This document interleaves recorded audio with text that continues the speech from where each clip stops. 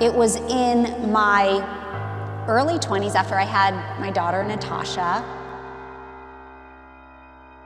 I started thinking, what do I want to teach my kids about God?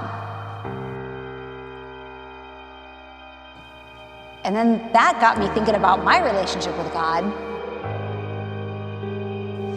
And I realized I've never read the Bible before. And so how can I teach my kids about God if I don't really know about God? I was taught that you can go to him for anything and he's the one that directs your life. She would always tell us, if you don't know, leave it up to God, pray to him about it.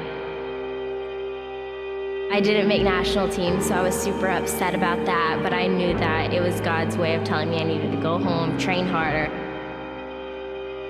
As a child, God would show me these tours and visions and dreams, and I would literally see them. I could see crowds of people, and I could see tour buses, and I could see charts and awards and all these things, and I wasn't even singing.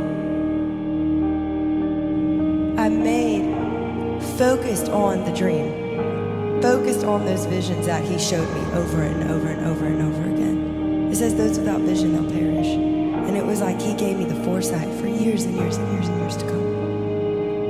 And here I am, and I have finally arrived to the moment that I was seeing all of these years. I feel like I've been a Christian my whole life.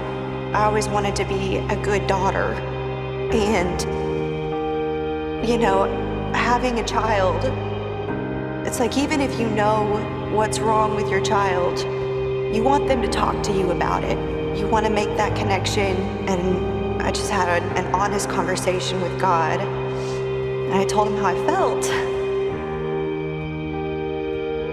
And I told him I needed something. We needed to have a baby or not ever. Because I couldn't keep going down that road anymore. Even though I'm good by the world's standard, I'm not good by God's standard. He holds a much higher standard than the world. But that's why Jesus came, to pay that penalty for my sin.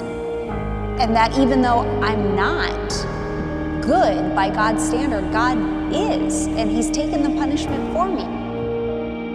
So I think God gives every individual something special.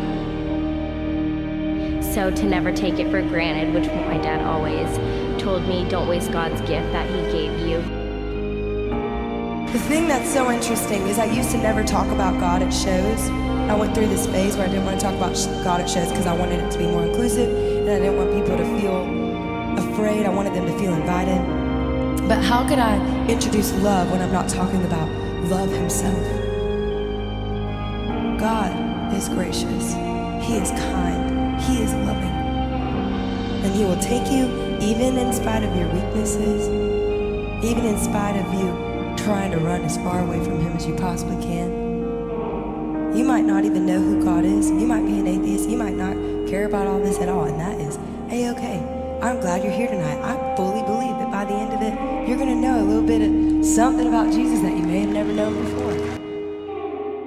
And Monday, text my doctor, can I just come in so we can just see, and I can close the door and move on. And a couple hours later, the nurse called me, and I felt like she was surprised. Like she wasn't even expecting to tell me what she was going to tell me.